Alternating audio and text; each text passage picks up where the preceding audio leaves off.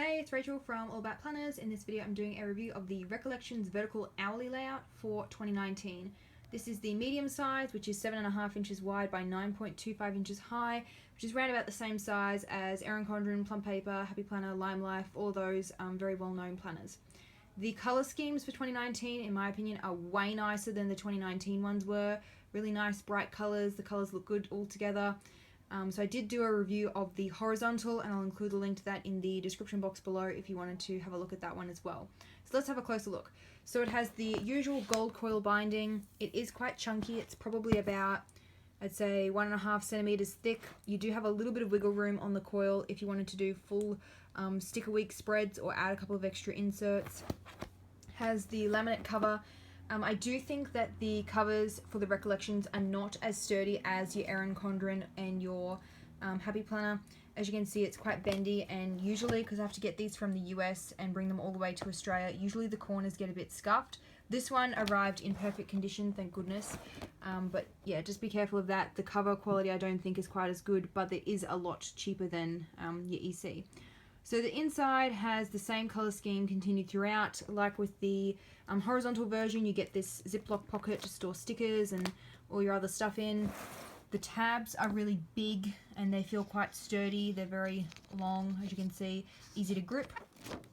The colours throughout are very similar to the horizontal. You've got the same dates at a glance pages, and you've also got the important contacts page. Sorry, I skipped this one.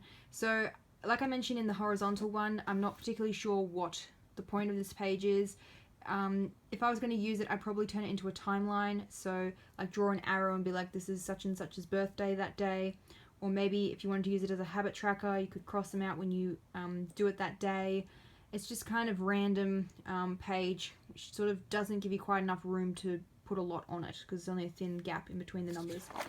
You got the important contacts page. I'm not sure why planners still include this. Some planner companies still include this because I just store that on my phone. Like, I don't know anyone who actually bothers to handwrite that out each year, but it's there if you want it.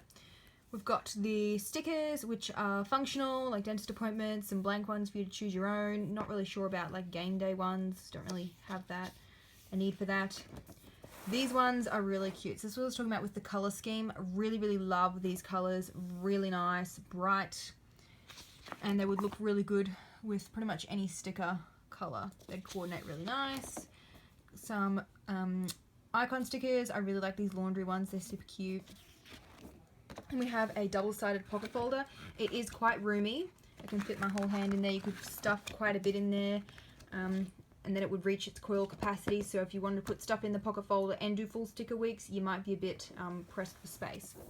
The dividers are different for each month throughout, so we've got like a watercolor type theme, and then a pretty pattern. I really like that. That's a cute pattern. And then the nice floral, blue, and so on. So for each month you get a divider tab, and then it goes straight into the monthly calendar. This is a USA planner, so it has the US holidays printed and also some other random ones like Earth Day. I don't know anyone who actually cares about that, but anyway, it's printed there if you want it. The calendar is very stripped back and plain compared to the 2019 version. So you've got no decorative stuff up the top here. You could use that for extra planning space like a habit tracker or add some washi tape. And then along the side, something a bit different is the dot grid sidebar, which would be really good for monthly habit tracking or savings tracking. Pretty open-ended, ready for you to decorate. The monthly calendar starts on a Sunday, and then the weekly spread, unfortunately, is not consistent and starts on a Monday. I don't really understand why some planner companies do this, why a lot of them do that. I'd rather keep it consistent because I find it quite confusing. Anyway, let's go into the weekly spread, which starts at 7 AM and ends at 10 PM. So a nice big long space to plan each day. If you didn't like those times, you can always use some whiteout and then handwrite them and change them. However, this is probably one of the better ones because not many of them continue till there. They usually cut off at like 6 o'clock or 7. The sidebar is the same dot grid as the monthly calendar. The dots are, I reckon, about 5mm apart. Yeah, 5mm apart, which is pretty standard dot grid. You get a full sidebar, a full whole length of the page for Saturday and Sunday, which is good. They're not combined as some vertical planners do. You do not get much note space, though. You really only got that sidebar. So it's the same continued throughout, but you get different colors for each month. So you've got like pink and orange, green, very nice bright pops of color.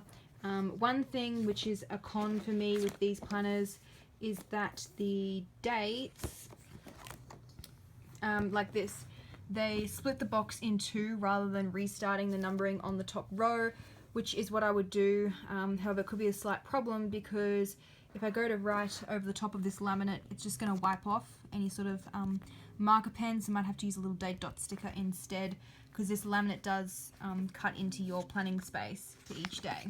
Tabs are really sturdy. There's those different cover designs for each month. I'll just show you a couple more of them.